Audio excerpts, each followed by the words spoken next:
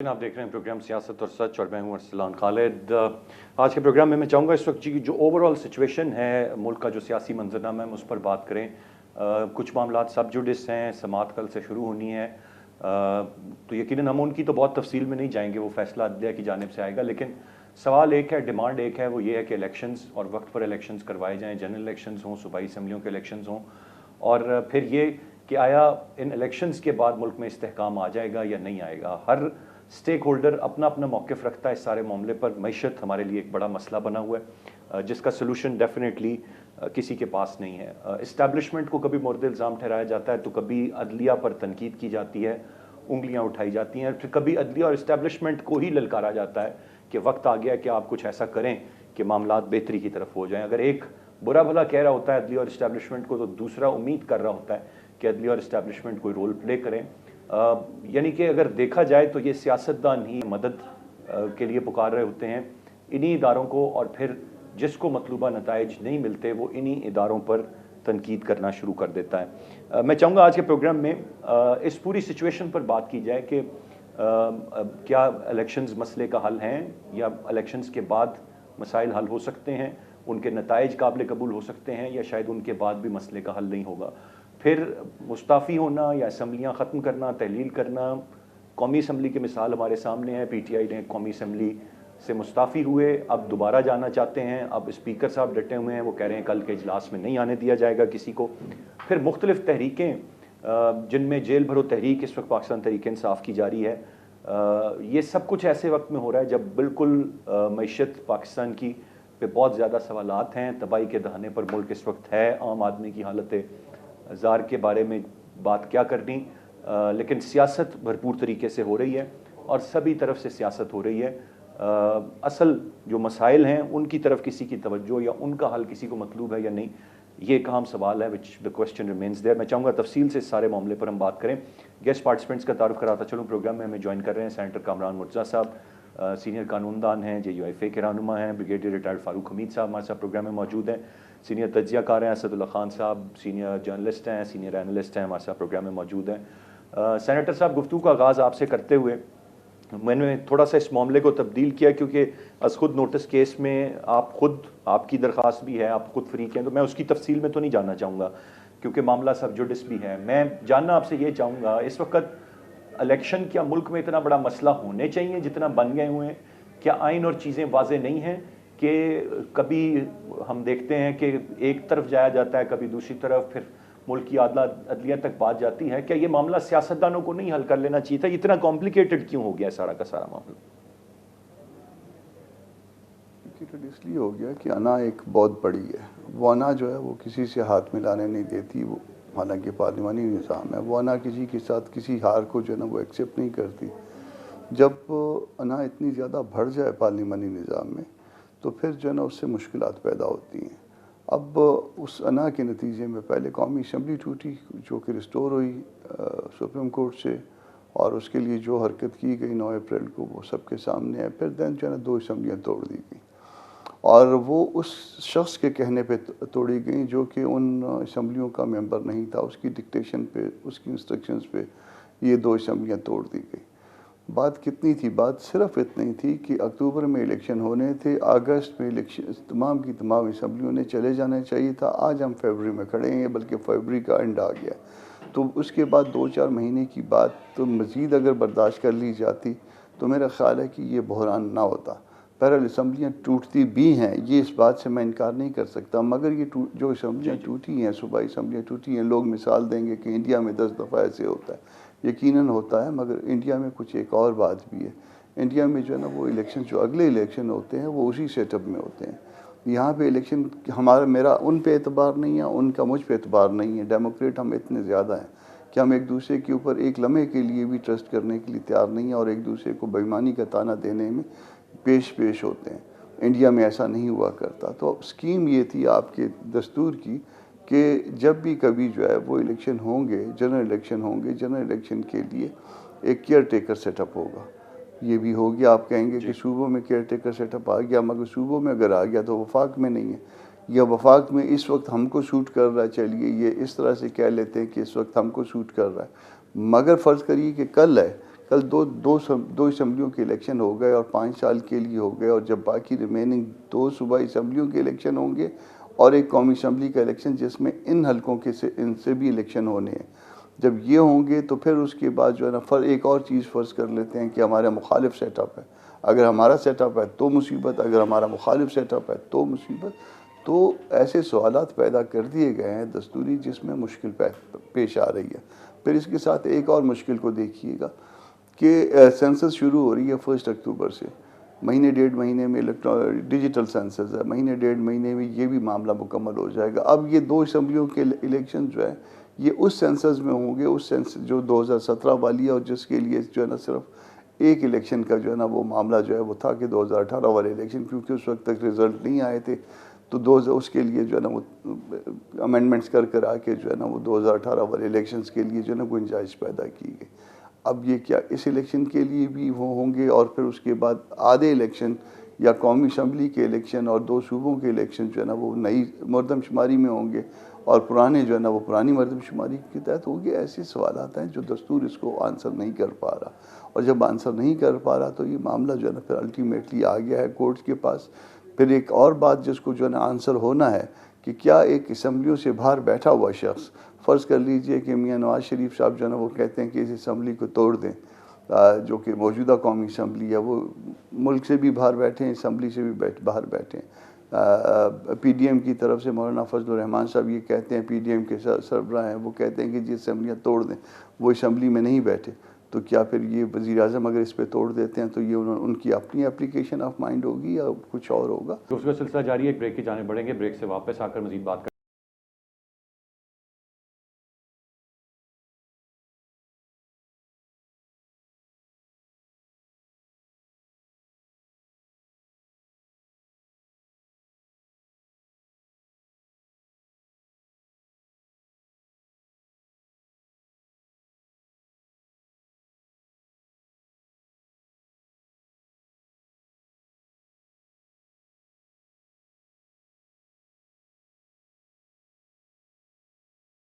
Welcome back. इस वक्त एक बुरानी कैफियत है मुल्क में, अगर इसका कोई जिम्मेदार है तो कौन हो सकता है? हाई कोर्ट ने ऑर्डर किया, इलेक्शन कमीशन से कहा कि फौरी तौर पर इलेक्शन की डेट दें। वो इलेक्शन की डेट नहीं दी गई और मामला अब सुप्रीम कोर्ट पहुंच तो चुका है। गैर चलिए आईनी आपने तब कहा होगा ना कि सदुल्ला खान साहब, जब 90 दिन गुजर 90 दिन जाएंगे में, तो मैं उसके जी बाद सही रखनी बात है, पड़े। जी बिल्कुल ठीक बात है, लेकिन डेट भी तो बहरहाल देनी होती है ना, तभी वो 54 दिन का प्रोसेस स्टार्ट होता है, जिसमें जो इलेक्शन कमीशन को चाहिए। अब वो 54 दिन से कम रह गए हैं। अब इस वक्त आज भी अगर हम बैठ के देखें तो 90 दिन के अंदर अंदर इलेक्शन होते नजर नहीं आ रहे। अगर हमने इलेक्शन करवाने भी हैं तो शायद ये 90 दिन से चंद दिन ऊपर ही चले जाएं, क्योंकि इलेक्शन कमीशन ये कहेगा कि जी हमें इलेक्शन करवाने के लिए जो प्रोसेस है उसके लिए भी 54 डेज चाहिए। तो 54 डेज तो बचे भी नहीं है, वो तो 54 से कम रह गए हैं। दूसरा 2-3 चीजें मैं अभी बड़े ही काबिल एहतराम है, और कामरान मुर्तजा साहब जो है वो, और आइन और कानून के मामले में तो जाहिर है हम इनको चैलेंज नहीं कर सकते, लेकिन अभी 2-3 चीजें उन्होंने कही। उन्होंने कहा कि अगर थोड़ा सा इंतजार कर लेते परवेज इलाही साहब और खैबर पख्तूनख्वा और पंजाब की हुकूमतें, तो ये आईनी बहरान पैदा ना होता। तो ये अगर आर्गुमेंट है तो फिर आर्गुमेंट तो ये भी दिया जा सकता है कि पीडीएम भी थोड़ा सा इंतजार कर लेती, मार्च में पिछले साल ये तहरीक अदम एतमाद जमा ना कराती, तो बिल्कुल ही कोई आईनी बहरान पैदा ना होता और अपने वक्त पर इलेक्शन होते और ये खत्म हो जाता। लेकिन चूंकि उसके लिए दलील ये दी जाती है बार बार कि वो बिल्कुल जो कुछ हुआ है वो आईनी और कानूनी तौर पर हुआ है, तहरीक अदम एतमाद भी आइन और कानून का हिस्सा है, तो भाई ने ही ये असेंबली तोड़ना जो है ये भी आइन और कानून का हिस्सा है और आइन के ऐन मुताबिक तोड़ी गई है। और ये आर्गुमेंट जो और भी लोग देते हैं, सिर्फ कामरान साहब ही ने नहीं दिया, कि एक ऐसे शख्स की एडवाइस पर असम्बलियां तोड़ी हैं या एक ऐसे शख्स के कहने पर असम्बलियां तोड़ी हैं जो पार्लियामेंट का हिस्सा ही नहीं है। तो पार्लियामेंट का हिस्सा तो मौलाना फजलुर रहमान साहब भी नहीं है, पार्लियामेंट का हिस्सा नवाज शरीफ साहब भी नहीं है। नवाज शरीफ साहब बैठकर लंदन में फैसला करते हैं कि एक्सटेंशन देनी है आर्मी चीफ को, तो एक्सटेंशन हो जाती है, सारे मेंबर्स पर वोट देते हैं पार्लियामेंट के अंदर बैठे हुए। यहाँ शहबाज शरीफ साहब की ख्वाहिश होती है कि एक्सटेंशन दे दी जाए अब दोबारा जनाब बाजवा को, नवाज शरीफ फैसला करते हैं कि एक्सटेंशन नहीं देनी, तो एक्सटेंशन फिर अब नहीं होती। तो कहने का मतलब यह है कि फैसले जो है वो बाहर होते हैं। यहाँ पर क्या मौलाना फजलुर रहमान साहब जो कुछ कहेंगे उस पर उनकी पार्टी अमल दरामद नहीं करेगी क्या? तो पार्टी का हेड जो है वो भी एक कॉन्स्टिट्यूशनल एक ओहदा है, जो आईनी ओहदा है, और वो नवाज शरीफ साहब तो आईनी तौर पर सदर भी नहीं है लेकिन वो फैसले कर रहे हैं। और एक और चीज अभी जो कल के लिए दरखास्त डाली गई है सुप्रीम कोर्ट में और कहा गया कि फुल कोर्ट बनाया जाए, तो मैं इस पर मुझे एक कॉन्ट्रडिक्शन दिखाई ये देती है कि दो चीज़ें और कामरान साहब इसका जवाब देंगे ज़रूर, उनके पास आईनी और कानूनी तौर पर ज़रूर इसका जवाब होगा, हमें हमारे भी इस सवाल का जवाब मिल जाएगा कि एक तरफ कहा जा रहा है कि जी फुल कोर्ट बनाई जाए, दूसरी तरफ कहा जा रहा है कि ये इन 2 जजेस को शामिल ना किया जाए। अगर 2 जजेस को आप शामिल ना करेंगे, तो फिर फुल कोर्ट कैसे होगी? वो तो फुल कोर्ट नहीं होगी, वो तो फिर एक और बेंच होगा नया जिसमें ये 2 जजेस शामिल नहीं होंगे। और फिर अगर आपने फुल कोर्ट -2 जजेस बनाने की दरखास्त डालनी है, तो फिर ये दरखास्त नहीं है, फिर तो ये फरमाइश है। और 2 जजेस को बाहर निकालने के लिए जब आप दरखास्त सुप्रीम कोर्ट में डालते हैं, तो फारूक केश नाइक साहब ने चीफ जस्टिस के सामने या नॉन ओपनिंग बेंच के सामने खड़े होकर ये कहा कि जी उनके साथ कोई पर्सनल इश्यू नहीं है। भई क्या कोई इश्यू नहीं है, कोई पर्सनल इश्यू नहीं है, कोई रिजर्वेशन या कोई वजूहात नहीं है एजाजुल हसन की। ये वजह कानूनी और आईनी तौर पर नहीं हो सकती कि जी चूंकि इन्होंने हमारे खिलाफ एक मर्तबा फैसला दिया था, तो इसलिए इनको बेंच में नहीं बैठना चाहिए। अगर यही वजह है, तो फिर एक मर्तबा उनके हक में भी तो फैसला दिया था, फिर तो बेंच में बैठ जाना चाहिए। और इस तरह तो फिर कोई भी जज किसी न किसी जज के बारे में ये एतराज कोई ना कोई पार्टी लगाएगी कि जी फलां सन में, फलां महीने में ये हमारे खिलाफ एक केस में बैठे थे और ये फैसला भी हमारे खिलाफ आ गया था, इसलिए इस जज को नहीं बैठना चाहिए। तो ये एतराज़ात लगने शुरू हुए, तो फिर तो 8 जज निकल जाएंगे, तो फिर 12, 13, 14 जजेस का बेंच कैसे बनेगा? तो एजाजुल हसन साहब का अगर वो फैसला जो कासिम सूरी साहब की रूलिंग के लिए दिया था, वो फैसला दुरुस्त था और वो पनामा का जो फैसला था वो दुरुस्त नहीं था, तो ये आर्गुमेंट फिर दरखास्त के साथ आना चाहिए कि चूंकि ये पनामा में बैठे थे और फैसला खिलाफ किया था, इसलिए इनको यहाँ पर नहीं बैठना चाहिए। तो फिर ये अगर दरखास्त मान भी ली जाती है, तो इसकी सूरत में दूसरी दरखास्त नहीं मानी जा सकती कि फुल कोर्ट बन जाए। तो ये मेरा ख्याल है कि कल चूंकि बड़ी इंपॉर्टेंट हियरिंग होनी जा रही है, और उसमें क्या होता है ये तो आपने खुद भी पहले कह दिया, सब जुडिस है, उसमें बात नहीं हो सकती। लेकिन बहरहाल जो दरखास्त डाली गई है, उस पे तो मेरा ख्याल बात हो सकती है, और अगर सीधा-सीधा आईन और कानून पे अमल डेफिनेटली हो करें, सकती। तो वो बहरान खत्म हो जाएगा जो आप कह रहे हैं कि आईनी बहरानी कैफियत है। अगर जो चीजें आईन और कानून में लिखी हैं उस पर अमल दरामद होता रहे, जो रिवायात रही हैं पाकिस्तान में उन रिवायात पर अमल होता जाए, जो इलेक्शन कमीशन के रूल्स है उस पर अमल होता रहे, तो कोई बहरान नहीं है। राइट सर, आपने बड़े वैलिड पॉइंट असदुल्ला खान साहब उठाए हैं और मेरे ख्याल से डेफिनेटली सेनेटर साहब रिस्पॉन्ड भी करना चाहेंगे।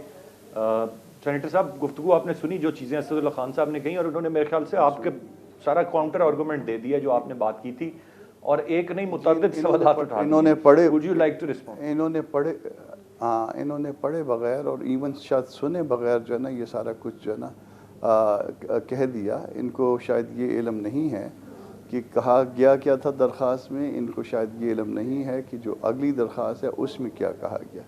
जो पुरानी दरख्वास्त है मैं उसमें बता देता हूँ, जो उसमें जो है ना वो ये नहीं बताया गया था या ये नहीं कहा गया था कि कोई हमारे ख़िलाफ़ फ़ैसला दिया था इसलिए हम इन 2 मोहतरम जजों पे एतराज़ है, बल्कि ये कहा गया था कि डोगर साहब का केस जब सुन रहे थे जो कि इस मामले से मुतल्लिक नहीं था, उसमें 100 मोटो लेने के लिए एक आर्डर कर दिया गया जिसमें इस इलेक्शन के हवाले से एक डेफिनेट ओपिनियन दे दिया गया कि ये 90 दिन के अंदर होना चाहिए। और अगर किसी जज का या कुछ जजों का कोई डेफिनेट ओपिनियन सुनने बगैर आ जाए तो इसका मतलब यह है कि उसने अपना जहन डिस्क्लोज़ कर दिया, और किसी का जहन अगर डिस्क्लोज़ हो जाए तो फिर वो जज ख़ुद रिक्यूज़ कर जाता है, वो नहीं बैठता।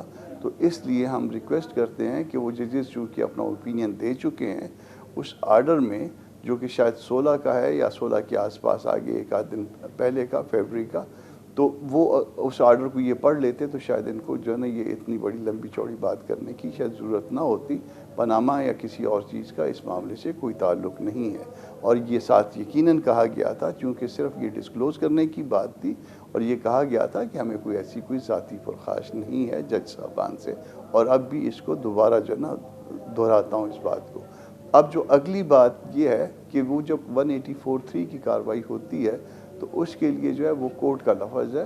अच्छा, ये वर्जन है ये भी सपोर्टेड बाई ये ऑनरेबल जज है। ये वर्जन भी जो है ना उनका जो जब तक लोगों को बुलवाया नहीं गया था पार्टीज़ को, तो उस वक्त तक ये मीडिया ने ये मामला रिपोर्ट कर दिया था और इसके नोट ले लिए गए हुए थे। और ये मामला जो है एक ऑनरेबल जज ने कम अज़ कम ये कहा था कि जब 2 जजों की तरफ से एक डेफिनेट ओपिनियन आ गया है तो फिर उनको नहीं बैठना चाहिए, और उनका सेपरेट नोट जो है हमें नोटिस इशू होने से पहले इस केस में मौजूद था।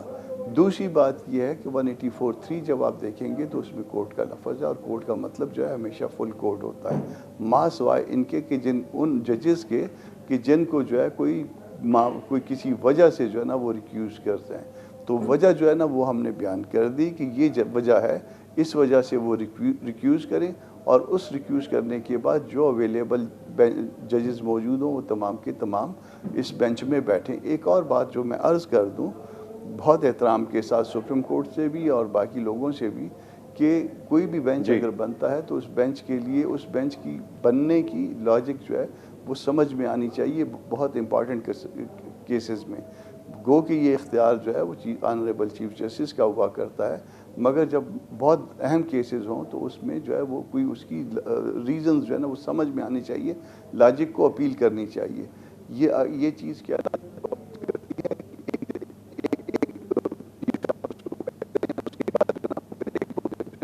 उसमें जो सीनियर हैं वो निकल जाएं, फिर उसके बाद फिर वो आ जाएं, फिर जूनियर आ जाएं, और दरमियान में जो है ना वो 3 कम से कम जो है ना इस बेंच से सीनियर जजेस जो है ना वो बाईपास हो जाएं। तो क्या बात ये लॉजिक को अपील करती है? ये बात तो लॉजिक को अपील करती है कि जहाँ पे कोर्ट लिखा है वो फुल कोर्ट हो जाए जी, मगर क्या ये बात आपको लॉजिक को अपील करती है कि क्या बीच में से 2-4 जजेस जो कि सीनियरिटी में उन जजेस से ज़्यादा हैं, या जिन्होंने जो है ना जस्ट इसी साल में चंद महीने के बाद जो है ना जिनमें से एक ने जो है ना as a chief justice take over करना है, उसको भी बाईपास कर दिया जाए, तो इसमें जो है वो कोई दरख्वास्त करने में कोई हर्ज नहीं होता। मानना ना मानना उस बेंच का काम है, मगर इसके बावजूद ये सब कुछ तारीख़ का हिस्सा रहता है और इसको हिस्सा रहना चाहिए।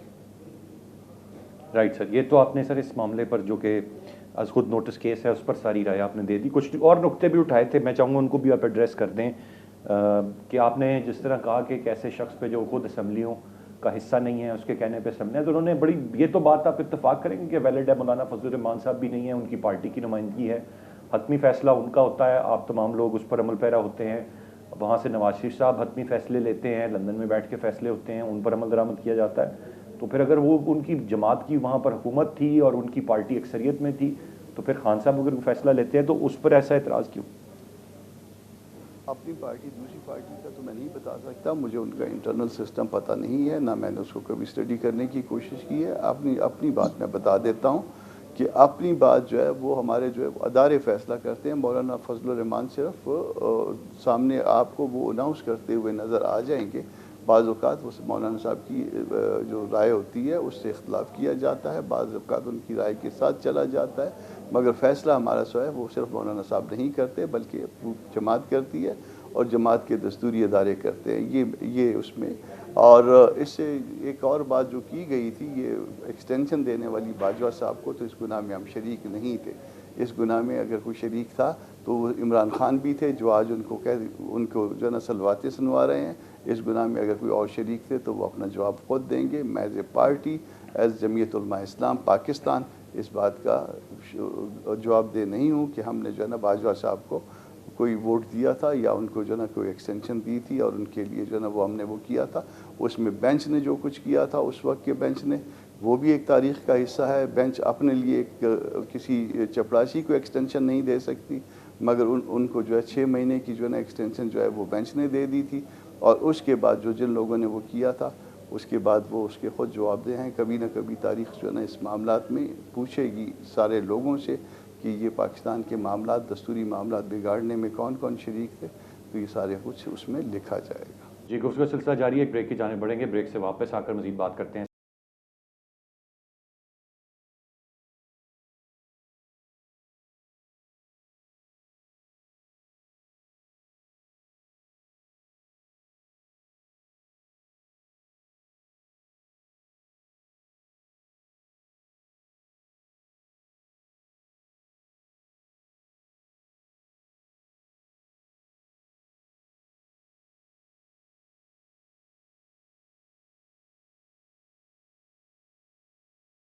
Welcome back. ब्रिगेड साहब की जाने में बढ़ूँगा। ब्रिगेड साहब, ओवरऑल जो इस वक्त सर सारी की सारी सूरत हाल है, मैं क्या समझूं कि आया जो हमारे मुल्क के सियासतदान हैं वो बुरी तरह से नाकाम हो चुके हैं अपने मसाइल मामलात को हल करने में, और मलबा वो मुख्तलिफ इदारों पर डालते हैं? क्या ऐसा ही आप इत्तफाक करेंगे? बिल्कुल नाकाम हो गया, इसमें तो कोई शक वाली बात नहीं है। हमारी जो पॉलिटिकल लीडरशिप है, मुझे बड़े अफसोस से कहना पड़ता है, वो उसमें चले, पीटीआई को भी आप उसमें शामिल कर लें, क्योंकि वो भी सारी क्राइसिस का मेजर प्लेयर है। और ये जो महाजराई पॉलिटिकल कंफ्रंटेशन, पॉलिटिकल दुश्मनी, ये जो हम सारा पोलराइजेशन देख रहे हैं, और कोई एक कहीं पे भी प्रपोजल का ब्रेक थ्रू नहीं हुआ है, कोई नेशनल कंसेंसस की के लिए कोई बैठे नहीं है, कोई एक्चुअल इश्यूज है उनके हवाले से कोई बातचीत नहीं होती है। ऐसा लगता है it's a free for all situation in Pakistan. मैं सिर्फ एक बात कहना चाहता हूँ with all respect to the senator साहब, देखें ये जो मोहतरम जजेस हैं, ये तो इट इज नाउ नोन कि वो सैकड़ों केसेस करते हैं अपनी लाइफ टाइम में। अब अगर एक कोई केस में फलान जुमला बोला गया था, उसको निकाल के अगर उसको एक रीजन बना दी जाए, तो ये अब सॉरी बट मुझे लफ्ज इस्तेमाल नहीं करना चाहिए, लेकिन मैं क्या करूं, मुझे कहना पड़ रहा है कि ये को लगता है कि कोई इतनी कोई इंटेंशन इसमें कोई पॉजिटिव नहीं है। और जो इन्होंने भी जिक्र किया कि जनाब वो जो सीनियर जज हैं जो सितंबर अक्टूबर में गालिबन वो भी अब चीफ जस्टिस एलिवेट होंगे, बड़ी अच्छी बात है। ये ऐसी कुछ इंडिकेशन लग रही है कि जिस तरह के कोई ऐसे वेस्टेड फोर्सेस हैं पाकिस्तान की सियासत में, पॉलिटिकल पार्टीज में, पाकिस्तान के लीगल सिस्टम में, हमारी लीगल फ्रेटर्निटी में, जो चाहते हैं कि कुछ ऐसे मोहतरम जजेस को शामिल किया जाए बीच में, उनको लाया जाए। मैं ये नहीं कहूँगा कि वो क्यों ये करना चाह रहे हैं, ऑल्दो मुझे मालूम है कि वो क्यों करना चाह रहे हैं, मुझे इतनी अंडरस्टैंडिंग मेरी है इस तमाम सिस्टम की, लेकिन ये गलत है। जब आप इस तरह के मामला करेंगे तो आप और ज्यादा हालात खराब कर रहे हैं, अदलिया के लिए हालात खराब कर रहे हैं।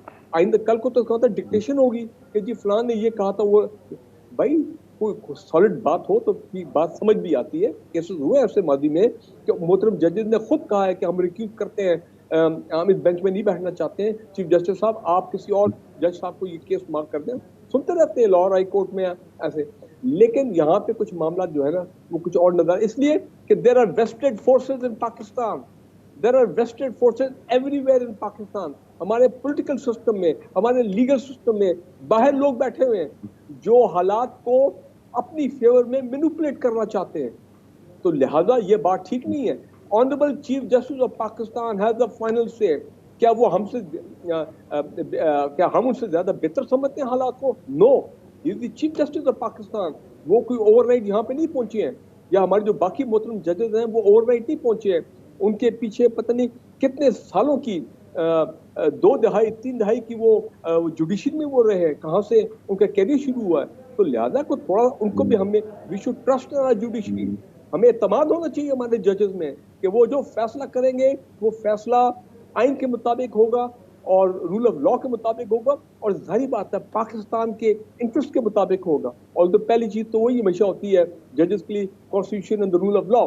सो मैं ये कह रहा हूँ कि ये मुनासिब नहीं है कि किस तरह, और आप कल देखेंगे, और अभी मैं नाम नहीं लेना चाहता हूँ कि वो जो चंद दिनों से हम सुन रहे हैं कि जनाब एक मोहतरम जज साहब जो है उनका कोई लिखा हुआ डॉक्यूमेंट या जो भी है एलिजिटली मुबैना तौर पे, मैं वो तमाम लफ्ज इस्तेमाल करता हूँ, वो जनाब एक बड़े हमारे सीनियर लॉयर साहब हैं रिप्रेजेंटिंग अ पॉलिटिकल पार्टी, वो जनाब चीफ जस्टिस साहब कह रहे थे ये आपके पास किधर से पहुंचा। सो भाई व्हाट इज गोइंग ऑन। एक तो हमारा दायरा रह गया सुप्रीम कोर्ट, उसको तो खुदा के लिए छोड़ दे, सब इदारों को बाइफरकेट कर दिया, डिवाइड कर दिया on political line. Supreme court को तो छोड़ दें, उसको तो डिवाइड ना करें on political lines. Let it function like the apex judiciary, the apex court of the state of Pakistan. वही तो एक लोग रह गए जो पाकिस्तान को बचाएंगे इसका और निकालेंगे इसका इस से। राइट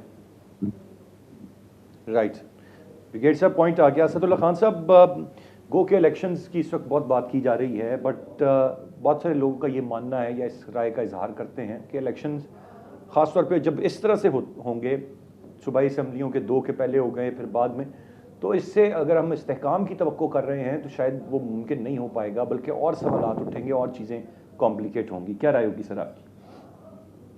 देखिए, इस्तेहकाम और अदम इस्तेहकाम इस पर मैं बात करता हूँ, लेकिन मैं बसद एहतराम जो कामरान साहब ने बात करते हुए मेरे बारे में अंदाज़ा लगाया कि मैंने मामले को समझे बगैर और देखे बगैर बात की है, तो मैं बड़े ही एहतराम से कहना चाहता हूँ कि कामरान साहब का मेरे बारे में ये अंदाज़ा दुरुस्त नहीं है। उसकी वजह यह है कि मैंने इस सारे मामले को न सिर्फ करीब से देखा है, दोनों समातों में मैं वहाँ खुद कमरा अदालत में मौजूद था, मैंने फारूक नाइक साहब के तमाम दलाइल वहाँ पर खड़े होकर सुने हैं, और मैंने वो जलसे और तकरीरें भी सुनी है और प्रेस कॉन्फ्रेंसेस भी सुनी है साथ साथ, जिसमें ये बात बरमला बार बार कही जा रही है। मैं उसका भी जवाब दे रहा था, जिसमें ये कहा गया है बार बार कि ये वही जज है ना जो कि पनामा में बैठा था, ये वही जज है ना जो निगरान जज था। अगरचे इन आर्गूमेंट्स को दरखास्त का हिस्सा नहीं बनाया गया, लेकिन दरखास्त में ये जो कामरान साहब ने खुद अभी कहा भी कि ये कहा गया कि ये दोनों जज अपना ज़हन वाज़ेह कर चुके हैं, इसलिए इसको शामिल ना किया जाए। तो मैं अगेन कामरान साहब के पाए को तो नहीं पहुंचा जा सकता, लेकिन मैं सवाल तो बहरहाल बतौर तालिब इल्म उठा ही सकते हैं। एक तो फिर ये है कि दरखास्त जो अभी की गई है कामरान साहब की तरफ से या फारूक नाइक नाइक साहब की तरफ से, जिसमें कहा गया है कि 2 जजेस रिक्यूज कर दें, तो और उसी में एक दरखास्त में ये भी कहा गया है कि जी ये सू मोटो नहीं बनता, क्योंकि ये पब्लिक एट लार्ज के इंटरेस्ट का मामला नहीं है, ये तो 2 जजेस की तरफ से दरखास्त डाली गई है। और यही नुक्ता जो है वो जमाल खान मंदुखेल साहब ने भी उठा दिया है। तो यहाँ भी तो दरखास्त गुजार और जमाल खान मंदू साहब का जहन मैच कर गया है, और ये जो सो मोटो नोटिस है उसके हवाले से मंदुखेल साहब का जहन पहले ही वाजे हो चुका है। तो फिर ये दरखास्त में 3 जजेस के नाम आने चाहिए। जस्टिस जमाल खान मंदुखेल साहब के बारे में भी कहना चाहिए कि उनको भी रिक्यूज करना चाहिए कि वो खुद नोटिस के हवाले से अपना जहन पहले ही वाजे कर चुके हैं। एक बात ये, दूसरी बात ये है, जो मेरा एक छोटा सा आर्गूमेंट है वो ये कि 2 जजेस कैसे अपना जहन वाजे कर चुके हैं जो जो प्ली ली गई है। 2 जजेस की जानिब से तो सिर्फ ये कहा गया है कि इंतखाबात जो है वो 90 दिन में होने चाहिए, हो पा रहे हैं, इस मामले का नोटिस लिया जाए, या लाहौर हाई कोर्ट से एक ऑर्डर आया हुआ है उसका नोटिस, वो उस पर इम्प्लीमेंट नहीं हुआ, नोटिस लिया जाए। तो इस 9 रुकनी बेंच ने ये तो देखना ही नहीं है कि 90 दिन में इंतखाबात होने हैं या नहीं होने, जिसका इजहार ना एजाजुल हसन साहब ने किया ना नकवी साहब ने किया है। इस 9 रुकनी बेंच ने तो ये देखना है कि इलेक्शन की डेट देना किसकी जिम्मेदारी है, ये तयन होना है। और इस 9 रुकनी बेंच ने ये तयन करना है कि एग्जीक्यूटिव की जिम्मेदारी क्या है, सूबे की तरफ से, विफाक की तरफ से एग्जीक्यूटिव की जिम्मेदारी क्या है। इस 9 रुकनी बेंच ने तो इस बात का तयन करना है, और ये तयन पहले नहीं हुआ, ना एजाजुल हसन साहब कर चुके हैं, ना मज़ाहिर नकवी साहब कर चुके हैं। ये जहन, ये जो समझा जा रहा है बज़ाहिर के 90 दिन में इलेक्शन होने या ना होने के हवाले से कोई फैसला होना है, तो ये तो फैसला होने ही नहीं जा रहा मेरे ख्याल में। इसलिए जो आज खुद नोटिस लेने की दरखास्त 2 जजेस की जानिब से दी गई है, उसमें मेरे ख्याल में तो कोई ज़हन वाज़े नहीं हुआ। हो सकता है कामरान साहब की इंटरप्रिटेशन डिफरेंट हो और उनको लग रहा हो कि कोई ज़हन वाज़े हो चुका है। मैं तो इस आज खुद नोटिस लिए जाने की जो 2 जजेस की दरखास्त है, उससे कहीं पर किसी भी तरह से इस नतीजे पर नहीं पहुंच पा रहा कि इलेक्शन की तारीख देना किसकी जिम्मेदारी है। तो मुझे नहीं पता कि जहन उनका कैसे वाजे हो चुका है। और आपने जो सवाल किया कि इस्तेहकाम के हवाले से कि इस्तेहकाम होगा या नहीं होगा, देखिए इलेक्शन अगर होते हैं और वो साफ और शफाफ होते हुए नजर आते हैं, चाहे उसके नतीजे में मौलाना फजलुर रहमान ही विफाक में क्यों ना हुकूमत बना लें, अगर वो साफ और शफाफ हो, या कोई भी सियासी जमात हुकूमत बना ले, पीपल्स पार्टी बना ले, नून लीग बना ले, अगर वो साफ और शफाफ नजर आ रहे होंगे तो इस्तेहकाम आ जाएगा। लेकिन अगर इंतखाबात ऐसे होंगे कि वो साफ और शफाफ नजर नहीं आ रहे होंगे और वोटर्स को लगेगा कि हमने वोट तो किसी और के लिए दिया, हुकूमत कोई और बना ली है, तो फिर वाकई इस्तेहकाम नहीं आएगा। और ये जो एक दायरा है, इस दायरे में हम चलते रहेंगे। राइट सर, आगे बढ़ते हुए मैं तीनों रिस्पेक्टेबल गेस्ट से इस पर राय लेना चाहूँगा। सेंटर साहब, जेल भरो तहरीक के हवाले से सर आपकी क्या राय होगी, इसको कैसे देखते हैं आप? जो अब तक जिस तरह से गिरफ्तारियां हुई हैं, आप समझते हैं कि कामयाब तहरीक है, नहीं कामयाब हुई, क्या राय होगी आपकी? दो की असद साहब के हवाले से मेरी रिजर्वेशन है, मगर इसको छोड़ देता हूँ। इस हवाले से मज़ीद जो है ना इस पर बहस नहीं करते कि मामला सब जुडिस है। जो इन्होंने कहा है वो दुरुस्त नहीं कहा, मगर इस मामले को छोड़ देते हैं कि वो फिर खामखा जजेस के ऊपर जो है ना वो मज़ीद जो है कम से कम मेरे पार्ट पे जो है ना कोई ऐसी बात नहीं होनी चाहिए उनके हवाले से, या जो इन्होंने जो पढ़ा है या जिस तरह से पढ़ा है वो उसको दुरुस्त नहीं समझा। बहरहाल इस मामले को छोड़ के आगे चलते हैं जेल भरो तहरीक पे। जेल भरो का एक अपना एक पस मंज़र है, शायद वेस्ट में भी इससे पहले हुआ, उसकी भी अपनी एक तारीख़ थी, और उसके बाद जो है ना बरसग़ीर में भी हुआ, उसकी भी अपनी तारीख़ थी। बरसग़ीर में जेल भरो के हवाले से जो 2 स्कूल ऑफ थाट आपके सामने आ सकते हैं, वो 2 स्कूल ऑफ थाट जो है ना, एक स्कूल ऑफ थाट जो है वो गांधी जी का था, नेहरू साहब का था, खान अब्दुल गफ़ार ख़ान का था, मौलाना अब्दुल कलाम आज़ाद का था, इस तरह से। और इसके साथ जेल भरो तहरीक के साथ जेल तो ऐसे नहीं भरी जाती जिस तरह से ये भरना चाहते हैं कि जी हम तो अलामती तौर पे भर रहे थे। जेल भरो के लिए उन्होंने साथ सिविल नाफरमानी शुरू की थी, यानी कानून की वायलेशन हो और उसके नतीजे में जेल भरी जाए। अब ये कानून की वायलेशन तो यहाँ पे कर नहीं रहे थे, तो उसके बाद जो है ना वो ज़्यादा से ज़्यादा वायलेशन जो बनी है वो सेक्शन 144 की दफ़ा 144 की वायलेशन बनी है कि वो वहाँ पे इम्पोज़ हो गई, और उसके बाद 144 की वायलेशन में 188 में कोई सज़ा हो सकती है और उनको कस्टडी में लिया गया। तो एक जो दूसरा स्कूल ऑफ थाट मैं कह रहा था वो कायदे आज़म का था। कायदे आज़म कभी जेल में नहीं गए, कायदे आज़म की तरफ से कभी जो है ना वो इस तरह से जो है ना घर में बैठ के लोगों के लिए इंस्ट्रक्शंस नहीं आई कि आप तशरीफ़ ले जाएं, जेलों में ले जाएं और उसमें जो है ना। तो अब पता नहीं ये कौन सा स्कूल ऑफ थाट जो है ना जिसको फॉलो किया जा रहा है या किसको फॉलो करना चाह रहे हैं, वो इनकी मर्ज़ी है। मगर यहाँ पे जेल जो भरने की बात है वो अभी तक मेरा ख़्याल है टोटल 200 लोग जो है ना वो जेल में नहीं गए। और ये मैं ज़ाती तौर पे जानता हूँ कि जिन जिन की बीवियों के फ़ोन आ रहे हैं कि उनके शोहरों के हवाले से, क्योंकि ये सारा सिस्टम तो फिर आपस में इंटरलिंक होता है, लोगों के आपस में एक दूसरे के ताल्लुकात होते हैं। द मोमेंट जो है ना वो अभी कस्टडी में गए नहीं थे तो घर वालों के फ़ोन शुरू हो गए और फिर उसके बाद पिटिशनें फ़ाइल हो गई। तो जेल भरो का मैं ख़ुद भी हामी नहीं हूँ। मैं बावजूद इसके कि मैं एक पॉलिटिकल वर्कर हूँ, मैं कभी जो है ना वो जेल में नहीं गया। मैं ये नहीं समझता कि जेल भरो। आप कानून के मुताबिक चलें और कानून के मुताबिक जो है ना अपनी राय रखें, अपनी राय को जो है ना कानून के मुताबिक उठाएं भी। बाज़ औक़ात हम बड़ी उसको सख्त राय रखते हैं और उसको रेज़ भी करते हैं मुनासिब अंदाज से, मगर इसका नतीजा ये नहीं होता कि हमने किसी कानून को वायलेट किया है। तो अब तक आपने देख लिया कि वो कितनी तारीख कामयाब है। मेरे दोनों दोस्त जो कि मेरा ख्याल है PTI, एक तो PTI से बराह रास्त ताल्लुक़ रखते हैं और दूसरा जो है ना शायद इनडायरेक्ट उनके कोई हमायती हैं, तो ये दोनों दोस्त जो है ना वो कहेंगे कि जी इसके बड़े फ़ायदे हुए। मगर मेरा ख़्याल है कि ये ना मुल्क के हालात में मुनासिब है, ना किसी और तरह से मुनासिब है। मुल्क के हालात में जो एक चीज़ मुनासिब हो सकती है कि वो अभी भी जो है दूसरी तरफ के लोगों से बात की जाए और बात करने के नतीजे में जो मामलात बनेंगे उसके ऊपर जो है ना फिर इलेक्शन हो। इलेक्शन होने के बाद अगला रिज़ल्ट तस्लीम हो। इस वक्त मुल्क को 3-4 बहुत बड़े मसले दरपेश हैं। दहशतगर्दी का मसला है, बहुत बड़ा है। इलेक्शन के हवाले से यकीनन जो है ना डिफरेंट जो है ना वो मुख्तलिफ ओपिनियन है। राइट सेनेटर साहब, आपका पॉइंट आ गया। उसका सिलसिला जारी है, एक ब्रेक की जाने बढ़ेंगे। ब्रेक से वापस आकर मज़ीद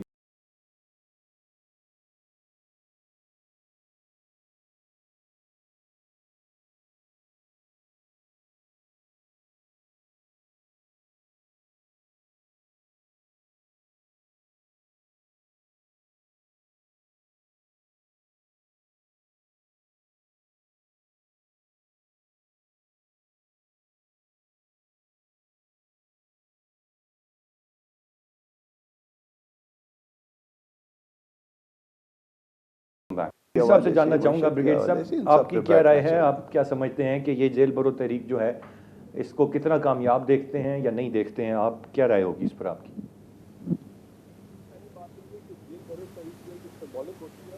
ये इसमें कोई कानून तो नहीं तोड़ा गया।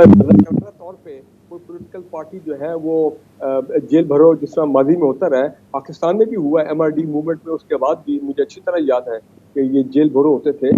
इसका ये मतलब नहीं होता कि पूरी पार्टी या लेट्स से उसके 2 करोड़ वर्कर हैं तो सब के सब जेल में चले जाएंगे। ये सिंबॉलिक होता है। कुछ टीयर के जो लेवल के जो लीडर होते हैं कुछ वो जाते हैं, कुछ और लेवल के वर्कर जो हैं वो जाते हैं, तो ये उसका मिक्स होता है।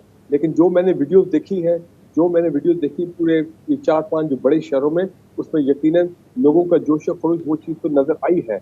लेकिन इसका ये मतलब नहीं है कि हम ये कहें कि जी ये जेल भरो तरीके को गैर आईनी चीज़ है या गैर कानूनी चीज़ नहीं है। As long as it is for the law, तो उसमें कोई हर्ज नहीं है। It is a form of protest, और प्रोटेस्ट का फॉर्म रैली भी हो सकती है, जलसे भी हो सकते हैं। मौलाना फजलुर रहमान साहब JUI वो भी अपनी डंडा बरदार फोर्स लेके मेरा ख्याल है 2 दफ़ा वो भी इस्लामाबाद में आके बैठ गए थे 10-12 दिनों के लिए। तो हम सारे भूल गए हैं, तो वो भी एक फॉर्म ऑफ प्रोटेस्ट है। ठीक है भाई, वो 12 दिन रहे, 15 दिन, उसके बाद वो भी वहाँ से वापस चले गए। और अपने ज़्यादातर उसमें लोग जो थे वो यही नज़र आते थे, ये मदरसों के बच्चे और ये तमाम चीज़ें। तो वो भी एक फॉर्म ऑफ प्रोटेस्ट है, वो भी हमने देखा पाकिस्तान में। तो पाकिस्तान के पॉलिटिकल कल्चर में हर किस्म का प्रोटेस्ट, लॉयर्स जो है, जो लॉयर्स मूवमेंट थी उसमें लॉयर्स यूनाइटेड होकर सारे निकले थे। अयूब खान के खिलाफ भी मुझे याद है 68 की डेमोक्रेसी मूवमेंट में लॉयर्स इकट्ठे होकर निकले थे। लेकिन मुझे बड़ा एतराज़ है कि पाकिस्तान की लीगल फ्रेटर्निटी, वो उनका काम है आइन की हिमायत में निकलना, उनका काम है रूल ऑफ लॉ की हिमायत में निकलना। हमारी लीगल फ्रेटर्निटी इतनी बुरी तरह पोलिटिसाइज हो गई है, इतनी बुरी तरह पोलिटिसाइज हो गई है कि मुझे नहीं समझ आती कि कब वो as one community the lawyers will come out. मैंने कई दफा पहले भी कहा था, जिस लॉयर्स एक दफा इकट्ठे निकल आए इर्रिस्पेक्टिव ऑफ पार्टी एफिलिएशन, अगर वो एक दफा इकट्ठे निकल आए, कोई भी यहाँ पे गैर जमहूरी ताकत, कोई भी गैर जमहूरी कदम, गैर आनी कदम पाकिस्तान में नहीं चल सकता। So what I am trying to say कि भाई मेरा मैसेज ये है, पाकिस्तान के अवाम बिल्कुल सुप्रीम कोर्ट की तरफ देख रहे हैं। पाकिस्तान के अवाम would like to see the integrity and the strength of the supreme court. Pakistan के अवाम ये देखना चाह रहे हैं कि सुप्रीम कोर्ट की इज्जत में और हर्फ में फर्क नहीं आना चाहिए, और पाकिस्तान के अवाम करेंगे उन तमाम कुव्वतों को, सियासी कुव्वतें इन द कंट्री या बाहर से जो लोग बैठे हैं, जो कि इस वक्त जिनकी कोशिश है कि शरारत करना और पाकिस्तान आलादिया को मुतनाज़ा बनाना, उनको कंट्रोवर्शियल बनाना और उनके इमेज को डाउन करना। तो मैं तो बस ये कहूँगा, अगला हफ्ता यकीनन एक डिफाइनिंग वीक है पाकिस्तान के लिए, और मुझे पूरी उम्मीद है ज़ाती तौर पे एज अ पाकिस्तानी कि हमारे ऑनरेबल जजेस जो हैं वो बेहतरीन फैसला देंगे, upholding the constitution, the rule of law, और वो फैसला किस चीज़ पे हमें चाहिए और वो क्या मेन जो आइन में 5 लफ्ज लिखे हुए हैं, इलेक्शन विद इन 90 डेज। और यार सारी खेल बात ही सारी ये है, इलेक्शन विद इन 90 डेज। बाकी क्या करना है, कौन आता है कौन नहीं आता, मुझे उससे गरज नहीं है, बिकॉज पाकिस्तान के अवाम में इतना शऊर आ गया कि they will now elect the right people. Political parties को इलेक्शन से भागना नहीं चाहिए, डरना नहीं चाहिए। अगर हार भी जाते हैं दे शुड। ये सब पॉइंट आ गया, ठीक है सर। असदुल्ला खान साहब की राय ले लूँ। असदुल्ला खान साहब, डू यू थिंक कि जो ये जेल भरो तहरीक है ये अब तक कामयाब हुई है, या जो राना सनाउल्लाह साहब का मौक़िफ़ है कि कुल 100 लोगों ने गिरफ्तारियां दी, उनमें से भी 80 रिहाई चाहते हैं, कुछ अब बीमार हो गए हैं या उनको बीमारी की समझ आ गई है, कुछ शायद इसी माइंडसेट के साथ ही नहीं निकले थे, ये तैयार ही नहीं थे कि उन्होंने गिरफ्तार होना है, उनको लगा कि उनको शायद छोड़ दिया जाएगा, फिर जब गिरफ्तार हो गए तो उनको लगा कि तो अब गलत हो गया। आपकी क्या राय है, ये कामयाब हुआ है मामला, या ये कॉल खान साहब की को आप नाकाम करार देंगे, फ्लॉप करार देंगे? कमजोर मनसूबाबंदी और अधूरे मंसूबे के साथ शुरू की गई जल्दबाजी में एक तहरीक है जिसके तमाम पहलुओं का जायजा नहीं लिया गया था। ये बस इमरान खान साहब को एक प्लान सूझा, उन्होंने ऐलान कर दिया, और जो पार्टी लीडरशिप है बाकी वो इमरान खान की कही हुई बात की लाज रखने के लिए गिरफ्तारियां देने चली गई। और इसके बावजूद कई लोग ऐसे हैं जिन्होंने इमरान खान से हामी भरने के बाद भी गिरफ्तारी पेश करने से कतराए। मसलन उसमें आप रावलपिंडी की क़यादत में आमिर कियानी साहब को देखें, तो आमिर कियानी साहब ने खुद इमरान खान से कहा कि हाँ जी ठीक है मैं दे दूंगा गिरफ्तारी। बाद में इस्लामाबाद की मुकामी क़यादत को फ़ोन करके कहने लगे मैं जो ब्लड प्रेशर का मरीज़ हूँ मैं तो दे ही नहीं सकता। ब्लड प्रेशर का मरीज़ जो है वो होने के बायस उन्होंने गिरफ्तारी नहीं दी, और उसके बाद जो है वो इमरान खान साहब को जब बताया गया कि वो तो भाग गए हैं, फिर उन्होंने कहा अच्छा मैं जुल्फ़ी बुखारी से कहता हूँ, फिर जुल्फ़ी बुखारी को भेजा गया। कुछ वहाँ पर लीडर्स आए हुए थे गिरफ्तारी देने के लिए, उनसे कहा गया कि जी आपने गिरफ्तारी क्यों नहीं दी? वो कहते हैं हम तो गिरफ्तारी देने आए थे, जब आमिर कियानी साहब ने नहीं दी तो हम गिरफ्तारी क्यों दें? शाह महमूद कुरैशी साहब जो हैं उन्होंने आज खुद सोच लिया था कि उनको जेल नहीं ले जाया जाएगा और दूर नहीं ले जाया जाएगा। भाई जब आपने मनसूबाबंदी बनाई थी तो सारे पहलुओं पर क्यों गौर नहीं किया था कि ले जाया भी जा सकता है? और अगर ले जाया गया है और आप गिरफ्तारी देना ही चाहते थे तो फिर थोड़ा सब्र करें। और ये कोई महीने भर की अगर जेल है तो सियासतदान तो जेलें फिर काटते हैं, फिर सब्र करें, उससे कुछ आउटकम लेकर निकलें। और अगर आपने रोना धोना मचाना है तो फिर इसकी नामुकम्मल मनसूबाबंदी क्यों तैयार की थी?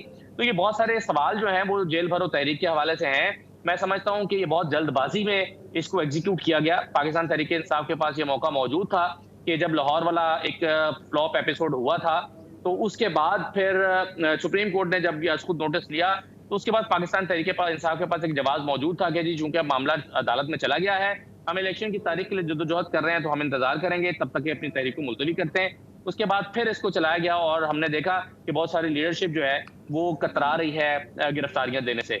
तो ये मेरा इस पर तबसरा और तज्जिया है, और ये कामरान मुर्तज़ा साहब की तवक्कुआत के बिल्कुल बरखिलाफ है। इसलिए मैं चाहूंगा कि कामरान साहब मेरे बारे में जो उन्होंने कमेंट पास किया था उसको वापस ले लें। मैं इसके बारे में मेरी ऑनेस्ट ओपिनियन यही है जेल भरो तहरीक के हवाले से। बहुत शुक्रिया अदा करना चाहूँगा मैं तीनों। मुझे खुशी होती है कि बाकी ओपिनियन भी ऑनेस्ट देते हैं आप लोग।